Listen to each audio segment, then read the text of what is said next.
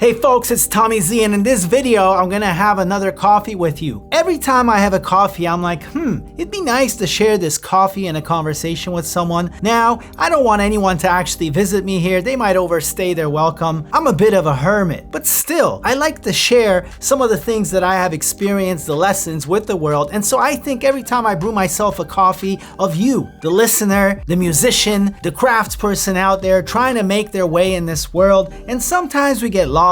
Sometimes we get confused, and sometimes we need an uncle who's ahead on the path, who gives us simple advice, and it just seems so crystal clear, right, when we receive it. But for some reason, when we have to do this alone, things get confusing. So here is Uncle Z with a few bits of worldly wisdom, practical advice that I would give myself back when I was in the middle of my journey. Let's start with number one. Keep things simple. The more things you add to your life, systems, tools, people, ideas, projects, the less attention you have to give to any one of them. Pick only a few people to spend your time with, the kind of people that are going to be at your funeral, most likely, and focus your time on them. Pick only one project that you're going to do over the next 30 days. You don't have to get married to it forever, but just focus all your mental energy on this. Imagine the intensity of the brain cells and your gut instinct. All they have to think about, all they have to contemplate and deliberate on is this one project that you're working on. I promise you, if you can get over the temptation of spreading yourself thin across different things because you want to do all these things, it will pay back in terms of quality and depth. And you can do this every 30 days. Just focus on one project every 30 days. You're gonna have 12 projects at the end of the year, and that's probably more than you're actually finishing right now, all right? Don't fill your list with 80 tasks. You know what you have to do. The problem isn't the productivity system. The problem is you're finding all kinds of ways to procrastinate that feel like they're productive. Forget about the apps. Do you think the people who built the Eiffel Tower had Todoist on their iPhone? Do you think Bach, writing all the masterpieces that he wrote, was using Notion? The greatest masterpieces built in the world were built because the maker knew exactly what they had to do and they just did it. They got their hands dirty. They overcame the obstacles, the challenges. It wasn't ever something external to them that was responsible for making the masterpiece happen. It was simply a resolve, an inner commitment to just do the damn thing, all right? If I was to give advice to myself, I would say, hey, don't take yourself so seriously. Keep yourself light and soulful. People freeze up when it's time to write an email to an industry insider or to a potential client. Relax, take it easy. Do you think I want to open my inbox and smell fear in my emails? No. Keep things that are traditionally mundane, like a handshake with a person, like a business card, like an email, add an extra dimension to them. Don't take them so seriously. Make them soulful. Think about how you can create a canvas out of everyday standard forms of communication. How can you remix them? And it will make people attracted to you because they will know you are not your average kind of person. I think a lot of pain in our life is because we lack perspective. We simply get confused and we forget to keep the main thing the main thing. When you're writing music, I always talk about fiddling with the hi-hat. We get stuck in this mental mode of thinking suddenly that the hi-hat is important to fiddle with, especially in the early stages of the track. Has mixing and fiddling with the hi-hat ever been responsible for a giant, timeless masterpiece? No, it has not, because in the big scheme of things, the hi-hat is not important. What is important? The hook. That's the main thing that you should be focusing on. And it's only when you solve the main thing, the hook, the main idea, the story of the song, the most important task of the day when you're planning your day, that's when you can fiddle with the hi-hat. And I would suggest that you fiddle with the hi-hat at the end of your day, at the end of your session, once all the important things have been taken care of. Because folks, you will enjoy fiddling with the hi-hat a lot more knowing that the essence of the track is taken care of, that the essence of your day is taken care of. Folks, when you find yourself lost in the weeds and losing perspective, I want you to get into the habit of actually going, what am I doing right now? Where am I? Who am I? and ask yourself, what am I doing right now? Literally, why am I doing this right now? I want you to refocus once in a while during the busyness of your day or during the nonsense of fiddling with the hi-hat. And I want you to zoom out and go, who am I? Why am I on this planet? What am I doing? Why am I fiddling with the hi-hat? And return to the main thing, all right? Folks, another thing that I wish I learned sooner is instead of frowning over a decision, instead of deliberating endlessly, instead of being in pain because you don't know which path to choose, just do little experiments, folks. You don't have to marry your decision or your commitment indefinitely. It doesn't have to be forever. In fact, it would be impossible for you to make a good decision unless you know what the hell you're talking about. And how the hell can you know what you're talking about if you haven't actually gotten your hands dirty, if you haven't experimented? For the next 2 weeks, I'm gonna write a hook a day. Not a song, not an album, not an EP. You wanna have a tangible result by which you will judge your mini experiment at the end. And then at the end of ABC experiments, sit down and go, okay, so now that I've actually walked in those shoes, reflect on it, and I guarantee you, you will have much better grounds and basis for a decision well made so that you can create more of a commitment to path A, B, or C.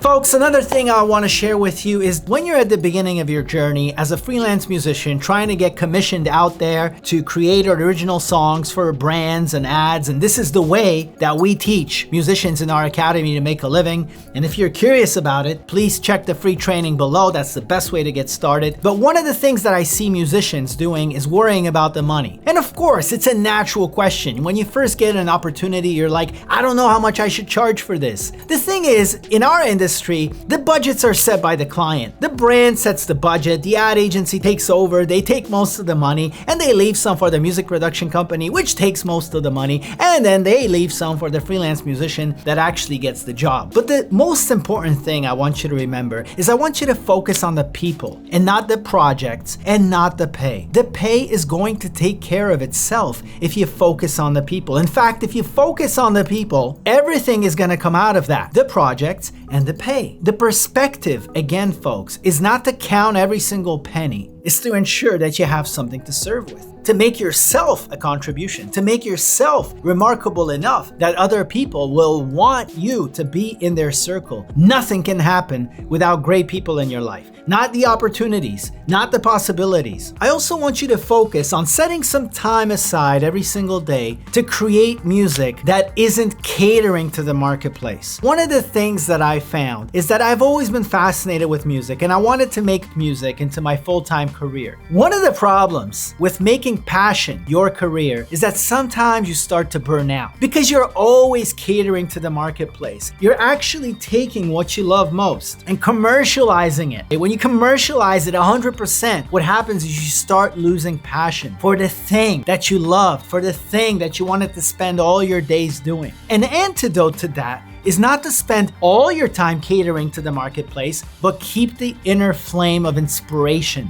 that childlike innocence alive by creating music that you want to create, by nourishing the things that you want to do that are completely irrespective of what the market wants, of what the client wants. Make time every day to create the kind of music that you want to create, to tell the story that you want to tell. Music has many faces and applications. So in order to keep yourself alive and inspired in the studio, I want you to set aside even as little as 30 minutes a day to produce something that comes straight from your heart, from your unique experience. And folks, another important thing that Uncle Z found in my personal journey is to keep the flame alive, not just by making music, but continually seeking inspiration, something that I want to aspire to. Because sometimes when you get stuck on this roller coaster, sure, it feels nice to send invoices as a musical craftsperson, but again, sometimes it can empty your tank. But I want you to seek inspiration in great books and great albums and great stories,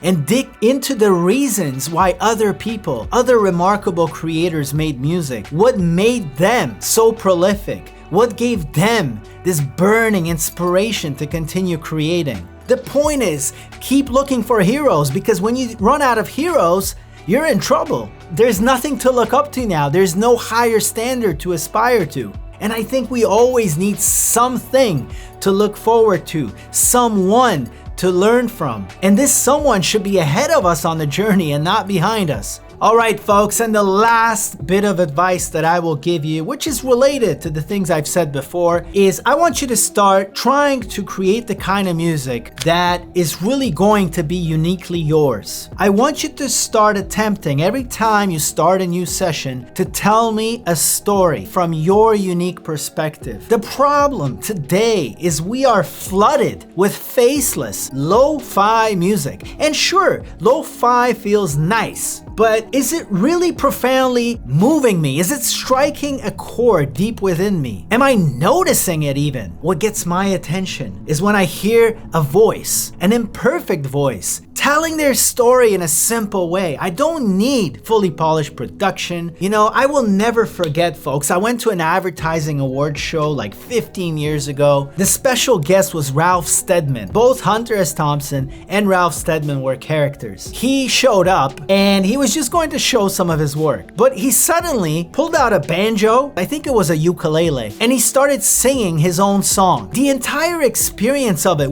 even with the starts and stops and the wrong notes and the wrong chords, none of it mattered. It's not about hitting the right note. He shared an experience with us, an experience that was uniquely his to tell, to give to us as a gift. To those of you who this idea resonates with, of telling your own story uniquely through the medium of music, I want you to give yourself an exercise. Write the most simple song you can, with as few instruments as you can, about something that's near and dear to your heart, and make sure it includes your voice. And I promise you, when you think of music this way, you're actually going to start feeling as if you're speaking in your own voice. You're not trying to be this, you're not trying to be that, you're not worried about the standards, you're not worried about anything. You're simply relaying a personal experience the simplest way possible. And the simpler it is, and the more you it is, the more of a chance that someone out there, another human being, is going to resonate deeply with it. Doesn't matter about the mix, doesn't matter about anything. I hope this coffee with Uncle Z was inspiring to you. If it was, I want you to leave a like, I want you to subscribe, because we're gonna have more of these coffees. And if you enjoyed this video, I think you should watch this one next. I'll see you there.